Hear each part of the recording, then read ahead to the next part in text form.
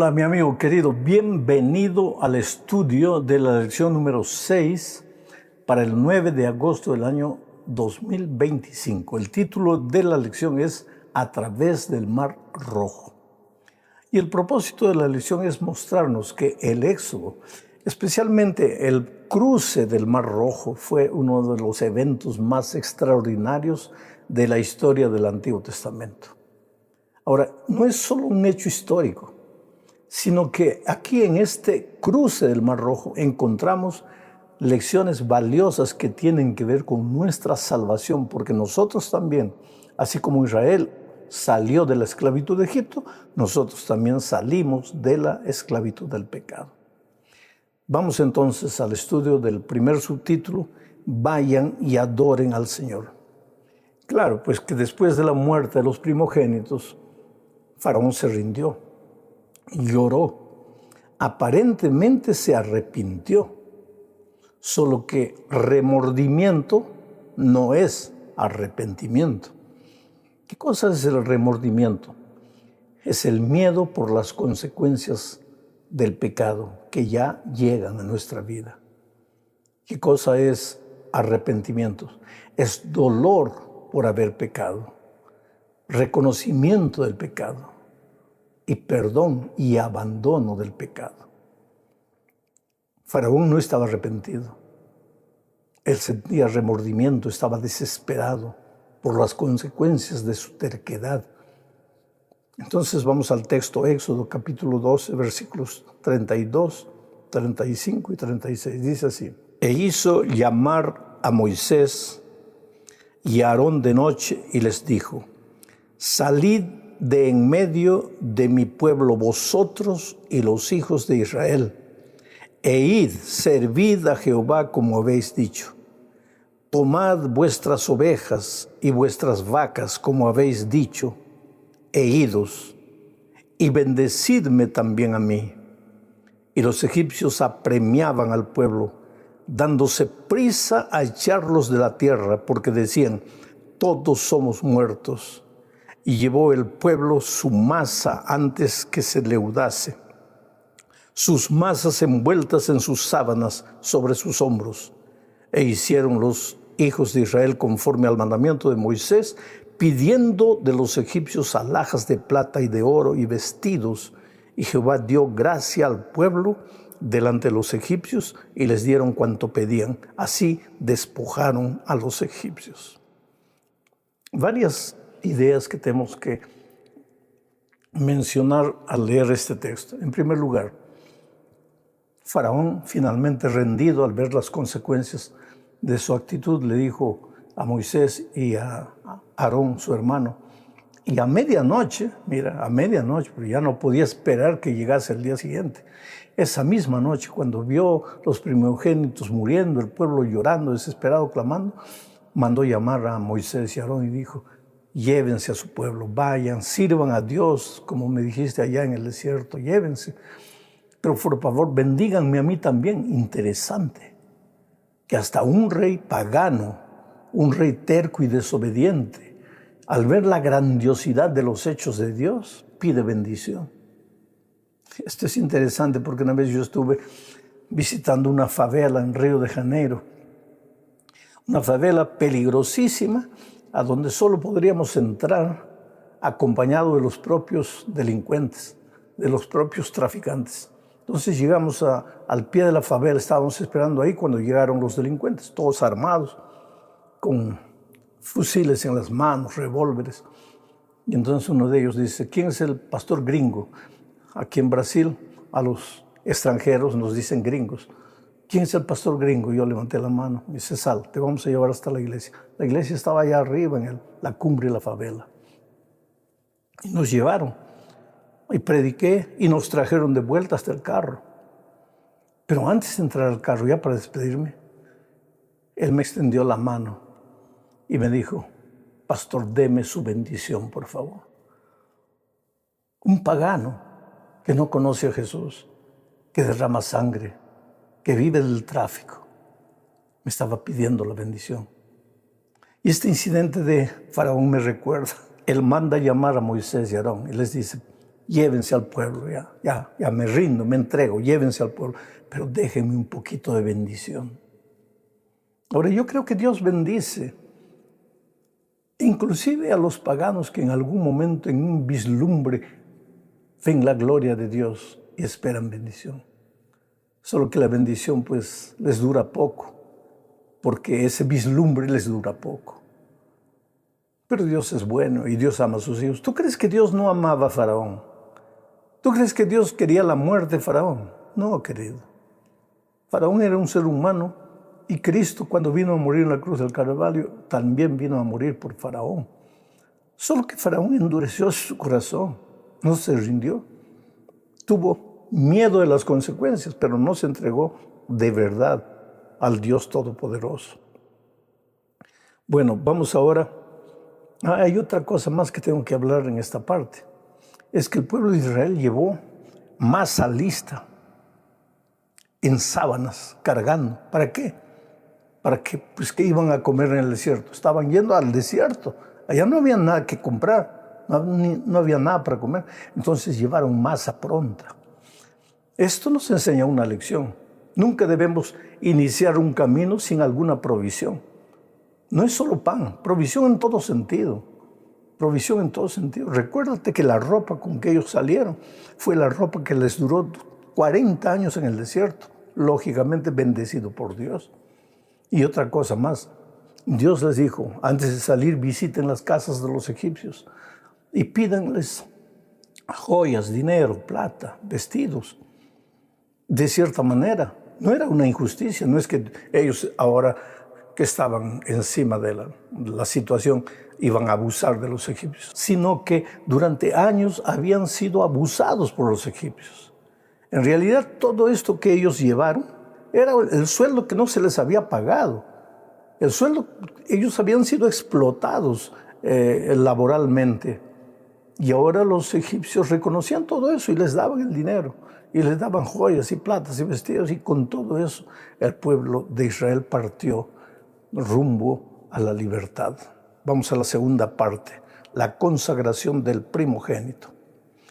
Aquí vamos a ver que la salvación es por la fe, pero una vez que has sido salvo por la fe, tienen que haber obras en tu vida. Leo Éxodo 13, 11, 12 y 14. Dice así: y cuando Jehová te haya metido en la tierra del cananeo, como te ha jurado a ti y a tus padres, y cuando te la hubiere dado.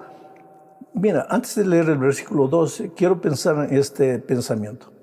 Cuando Jehová te haya metido en la tierra de Cananeo, ¿quién iba a llevar al pueblo a la tierra de Canaán? Jehová.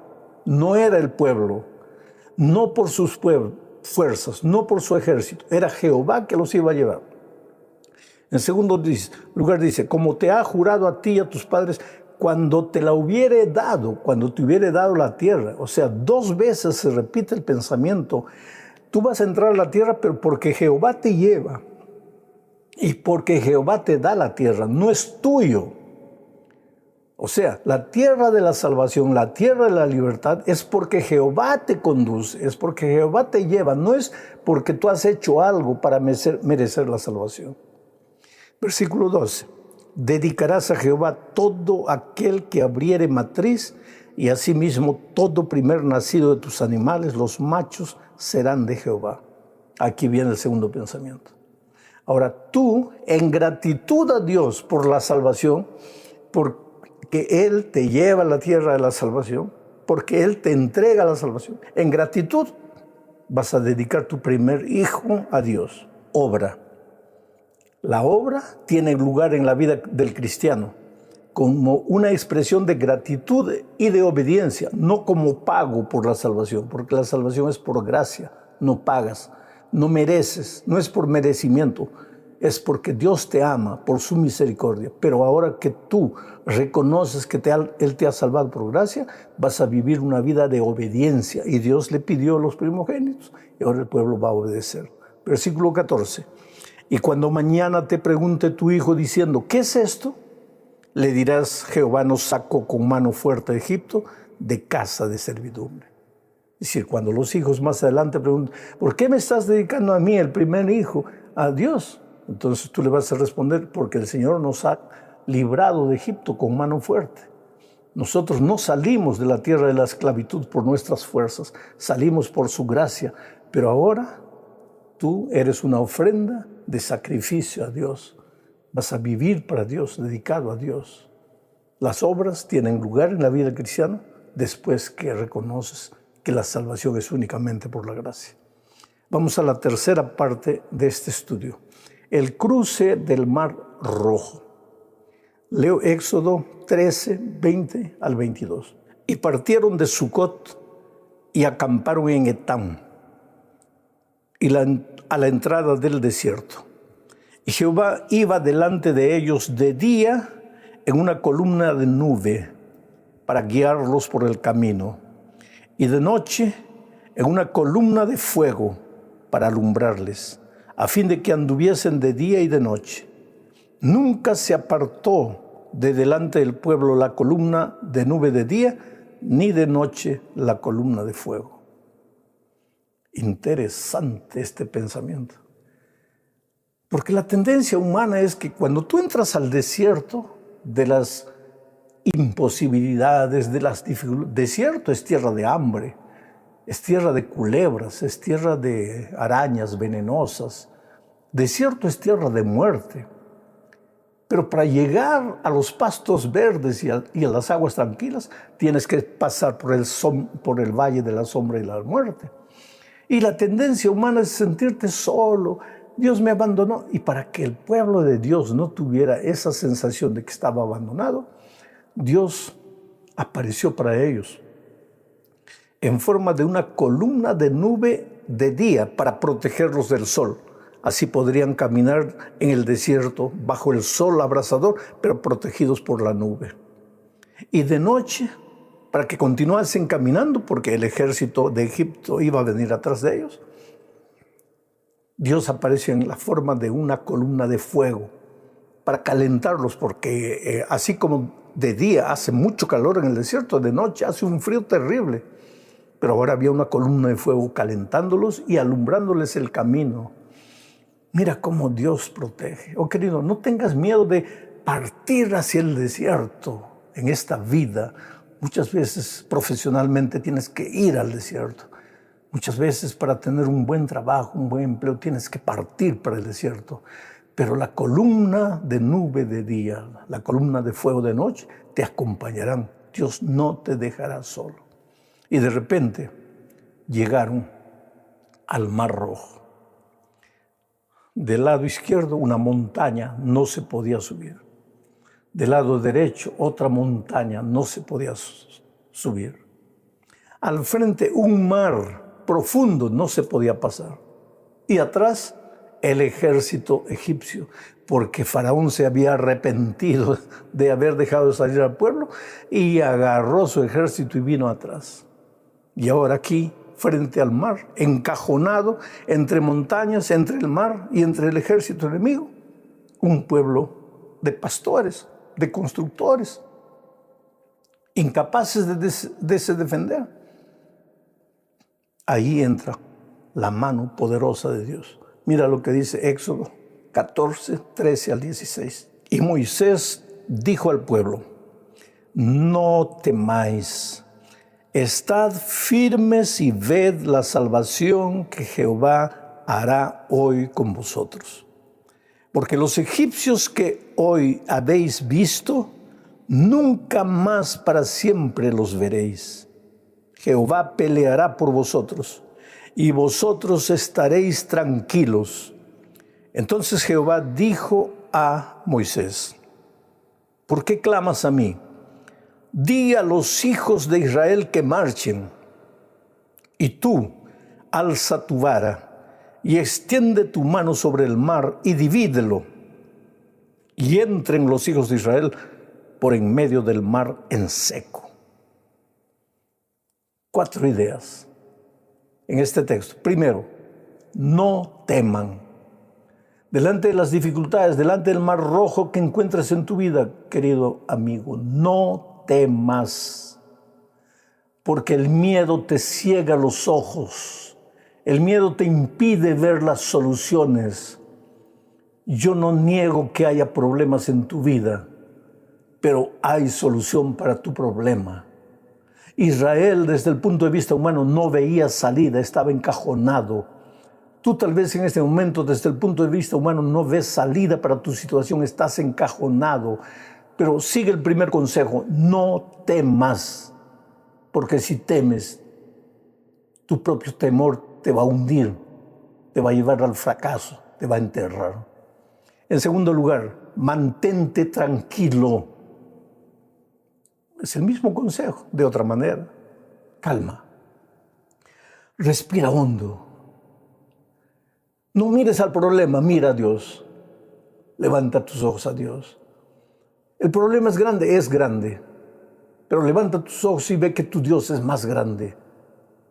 No temas, mantente tranquilo. En tercer lugar, la salvación es de Dios y Él te la dará hoy.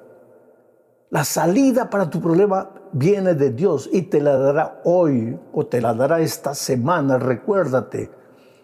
Pero no temas, mantente tranquilo. Finalmente, Dios peleará por ti. Lo que tú no puedes hacer, Dios lo va a hacer por ti. Pero lo que tú puedes hacer, Dios no lo va a hacer por ti. Si tienes que tocar una puerta, Dios no va a tocar la puerta, tú tienes que tocarla. Pero Dios va a tocar el corazón de Él. Si tú tienes que pedir empleo, Dios no va a pedir empleo, tú tienes que pedirlo. Pero Dios va a trabajar en el corazón del gerente para que te dé el empleo. Ve con fe, camina con fe. Dios le dijo a Moisés, levanta la vara. Él podría haber pensado, pues Señor, estás loco, ¿para qué voy a levantar la mano aquí, la vara? El mar es el mar, ¿para qué voy a levantar la vara? Levanta la vara, no discutas con Dios, levanta la vara. Moisés levantó la vara y el mar se abrió. Y el pueblo de Dios pasó a pie. Y cuando ya estaban llegando del otro lado, el ejército egipcio venía. Y viendo el mar abierto entró también. Pero cuando el ejército estaba en la mitad del mar, las aguas se cerraron. Y Faraón y todos sus ejércitos fueron llevados por las aguas. Ese es el Dios maravilloso. Ese es tu Dios maravilloso. No temas. En la vida espiritual hay tentaciones que no puedes vencer, debe haber, pero no temas. Busca a Dios, ora, estudia la palabra, busca una persona para contarle a Jesús y deja que el resto lo haga Jesús.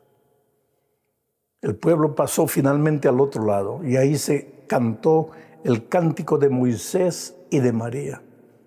Voy a leer solo un pedacito de ese cántico que es extraordinario. Éxodo 15, 2 y 3. Dice así: Jehová es mi fortaleza y mi cántico, y ha sido mi salvación. Este es mi Dios y lo alabaré, Dios de mi Padre y lo enalteceré. Jehová es varón de guerra, Jehová es su nombre. Y ahora si tú vas a Apocalipsis capítulo 5, versículos 2 al 4, vas a encontrar las mismas palabras repetidas. ¿Pero cuándo? Estas palabras fueron cantadas cuando ellos ya pasaron el mar y el enemigo se ahogó en las aguas. Y en Apocalipsis vemos al pueblo de Dios ya salvo, redimido, al mirar su historia pasada. Repite las mismas palabras: Jehová es mi salvación. Él es mi Dios. Yo estoy aquí no por mis fuerzas, estoy por Él. Y esta semana, cuando tú encuentres un buen empleo y vuelvas a la casa, canta: Tú eres mi Dios, Señor. Yo te alabaré por siempre. Tú eres mi Señor. Esta semana, cuando veas algún milagro en tu vida, levanta las manos al cielo y di: Señor, si algo sucedió en mi vida, no es porque yo tengo fuerzas, no es porque yo soy capaz. Es porque tú eres mi Dios, Dios de mis padres, de mis abuelos.